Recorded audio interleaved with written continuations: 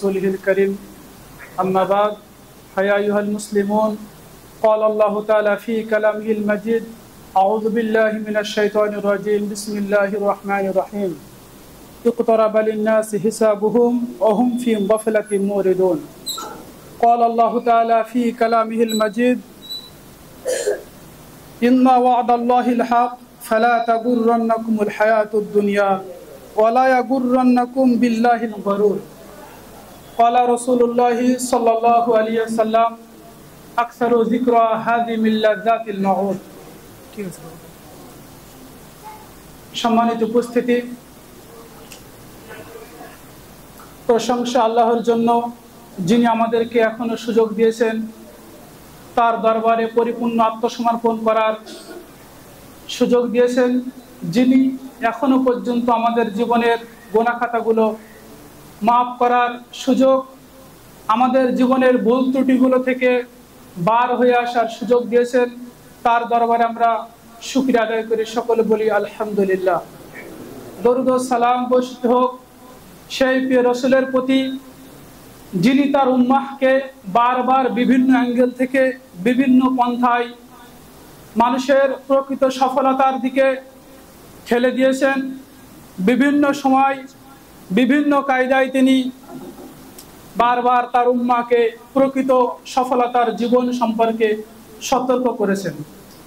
তো সম্মানিত হাজিরিন, আমরা কম বেশি প্রত্যেকে এখানে কোরআন ও হাদিসের আলোকে একজন মুমিনের কিভাবে চলা উচিত, কিভাবে চললে সে সফলতা পাবে, এ ব্যাপারে আল্লাহর দয়ায় আমরা কম বেশি সকলেই জানি।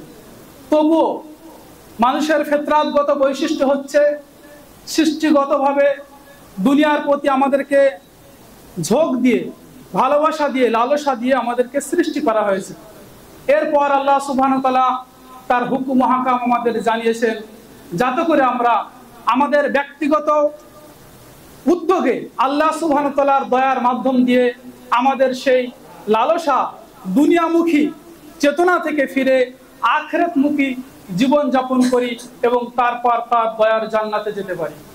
তো সম্মানিত হাজিরিন, আল্লাহ সুবহানাহু ওয়া তাআলা বলেছেন ওয়াযাক্কির ফাইন্না যিকরা তানফাউল মুমিনিন, হে নবী আপনি মানুষদেরকে উপদেশ দিন, নিশ্চয় তানফাউল মুমিনিন, এই উপদেশ মুমিনদের কল্যাণে আসে।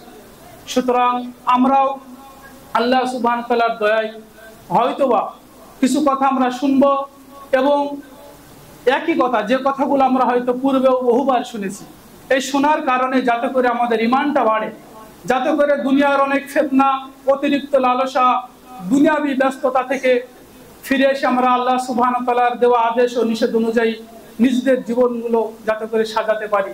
এই কারণে আল্লাহ সুবহানাহু ওয়া তাআলার দয়ায় আমরা কিছু কথাবার্তা শুনবো। তো তার পূর্বেই আমি আপনি একটু মানসিকভাবে প্রস্তুতি গ্রহণ করি যে আজ আমরা অনেক কাজ ব্যতি রেখে সাদ্দাম ভাইয়ের এই মাদ্রাসায় আমরা উপস্থিত হয়েছি। আমরা কিছু কোরআন ও হাদিসের আলোকে কথা শুনেছি, শুনছি আর শুনবো। এখান থেকে বাড়িতে যাওয়ার পূর্বেই আমার আপনার ইমানি অবস্থান বাড়িতে থাকার সময় যেমন ছিল, এখানে আসার পর 1, 2, 3, 4 ঘন্টা যা আমরা সময় এখানে ব্যয় করলাম, এখানে অনেক মানুষের সাথে সাক্ষাৎ হলো, এর কারণে আমার আপনার ইমানের অবস্থা একটু যদি ঊর্ধ্বমুখী না হয়, কোয়ালিটি পূর্ণতা যদি আরো বেশি না পাই, তাহলে কিন্তু আমাদের এই আসা যাওয়া তেমন বেশি সফলতা বয়ে আনবে না। সুতরাং শোনার চাইতে বেশি বেশি আমাদের বলার চাইতে ফিকিরের বড় প্রয়োজন।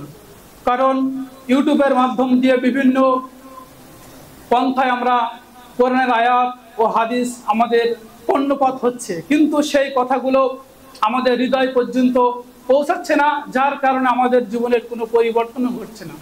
সুতরাং সম্মানিত হাজিরিন, আমরা আল্লাহ সুবহানাহু ওয়া তাআলার কাছে প্রার্থনা করি যেন আমাদের রব আমাদের হৃদয়ে ওই চেতনা দেয়, যে চেতনার মাধ্যম দিয়ে আমাদের ঈমানগুলো জাগ্রত হবে, পুনরায় আমরা একটা শক্তি অর্জন করব, আমাদের লাইফের দিকে আমরা ফোকাস করব, আমাদের জীবনের ভুল ত্রুটিগুলো আমরা সংশোধন করার উদ্যোগ নেব। সেই চেতনা আমরা যাতে করে পাই, আল্লাহ সুবহানাহু ওয়া তাআলার কাছে আমরা প্রার্থনা করি, সকলে বলি আল্লাহুম্মা আমিন। সম্মানিত উপস্থিতি, আল্লাহ সুবহানাহু ওয়া তাআলা সূরা আম্বিয়ার 1 নম্বর আয়াতে ইরশাদ করেছেন ইকতারাবা লিন-নাসি হিসাবুহুম ওয়া হুম ফি গাফলাতিন মুরিদুন। আল্লাহ সুবহানাহু ওয়া তাআলা বললেন, বাস্তব একটি কথা, ইকতারাবা লিন-নাসি হিসাবুহু